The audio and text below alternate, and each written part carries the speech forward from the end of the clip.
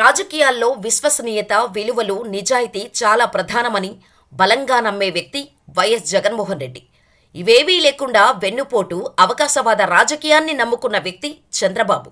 స్వార్థంతో ఆదరించిన పార్టీని మోసం చేసి అలాంటి వంచనపరుల చెంత చేరితే చివరకు రాజకీయ జీవితమే ప్రశ్నార్థకంగా మారుతుంది.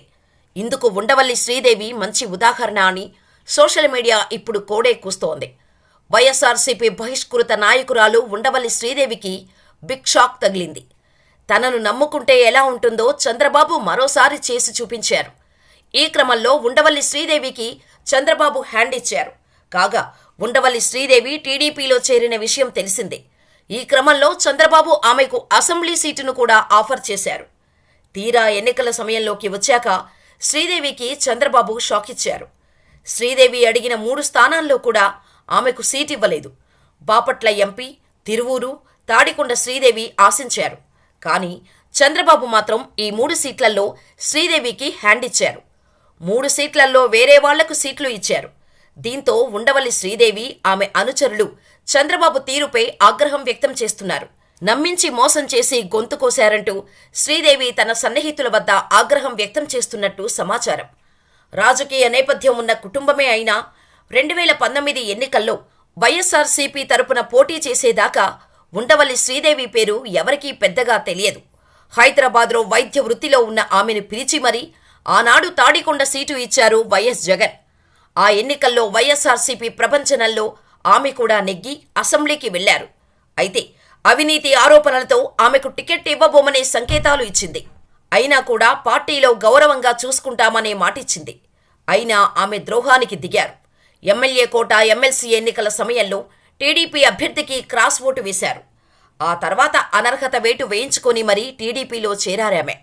రాజకీయ భవిష్యత్తు ఇచ్చిన సీఎం జగన్నే విమర్శిస్తూ బాబుకు జేకొట్టారు. చివరకు ఏమైంది? రాజకీయాల్లో రాంగ్ స్టెప్ వేశారు. కనీసం ఇప్పుడు వైఎస్ఆర్సీపీలో ఉండి ఉంటే పరువైనా దక్కి ఉండేది. పార్టీ మారి బాబు వెన్నుపోటు కత్తి పదును చవిచూసి రాజకీయ జీవితాన్నే ప్రశ్నార్థకంగా మార్చుకున్నారామె. ఎలాంటి రాజకీయ నేపథ్యం లేని ఆమెను పిలిచి మరీ టికెట్ ఇచ్చి ఎమ్మెల్యేను చేసిన సీఎం జగన్కే వెన్నుపోటు పొడిచినందుకు తగిన శాస్తి జరిగిందనే కామెంట్స్ కూడా వినిపిస్తున్నాయిప్పుడు.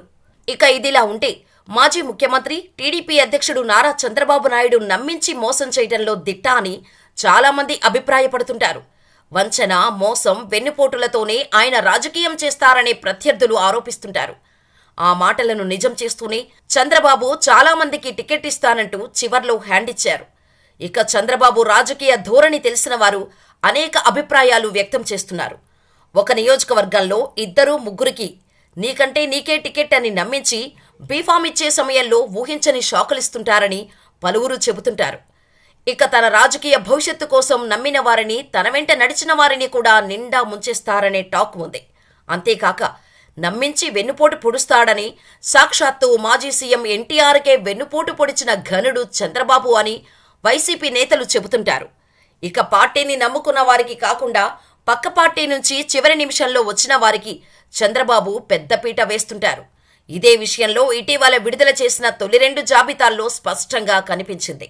ఎప్పటి నుంచి పార్టీ కోసం పనిచేసిన సీనియర్ నేతలను కాదని బాగా డబ్బు ఖర్చు పెట్టే ఎన్ఆర్ఐలకు, అధికార పార్టీ నుంచి వచ్చిన వారికి టికెట్టు కేటాయించారు.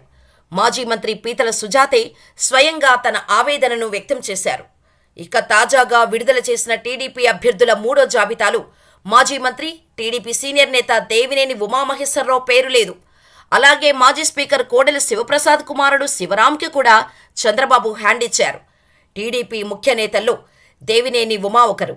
తాజాగా జాబితాలో మైలవరం నియోజకవర్గానికి వైసీపీ నుంచి వచ్చిన వసంత వెంకటకృష్ణ ప్రసాద్కి టీడీపీ టికెట్ ఇచ్చారు. ఇప్పటివరకు ఇక్కడ దేవినేని ఉమా ఇన్ఛార్జిగా ఉన్నారు.